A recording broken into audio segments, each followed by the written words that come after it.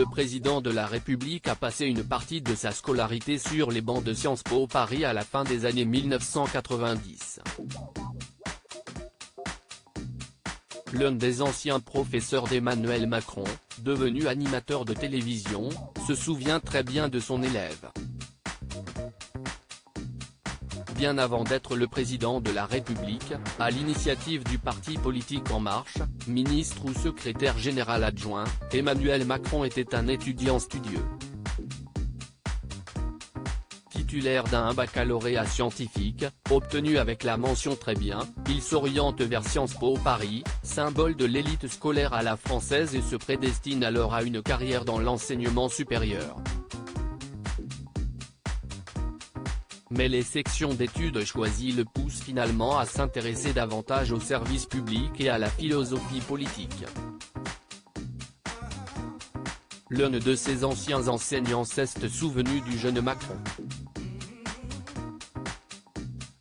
C'était un très bon élève CIST sur les bancs de l'institut qu'il a fréquenté entre 1998 et 2001 qu'Emmanuel Macron fait la rencontre d'un certain Ali Badou.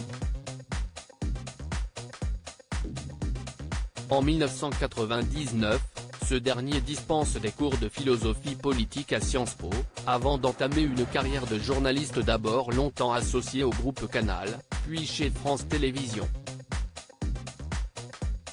Reçu par nos confrères du Figaro dans le Buzz Télévision, l'animateur de 48 ans s'est donc confié sur sa période de professeur, faisant quelques indiscrétions sur le dossier du chef de l'État. C'était un très bon élève.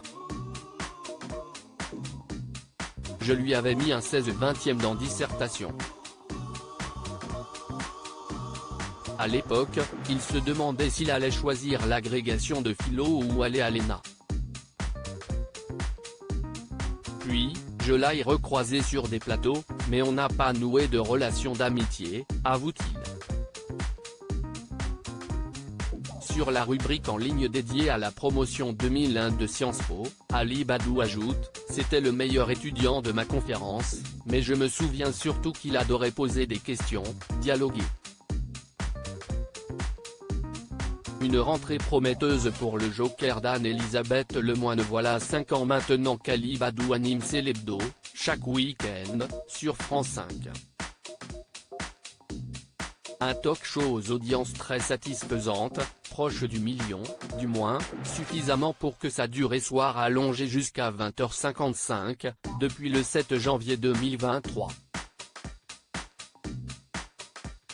J'en rêvais. Quand on voyait cet avou durer plus longtemps, gagner des téléspectateurs et prendre plus de temps avec les invités, on s'est dit qu'on voulait la même chose car ça manquait à l'émission, notamment une place pour le débat, explique le présentateur au micro du Buzz Télévision. À lire aussi apéro, karaoké et Johnny Hallyday. Les folles soirées étudiantes d'Emmanuel Macron à Strasbourg.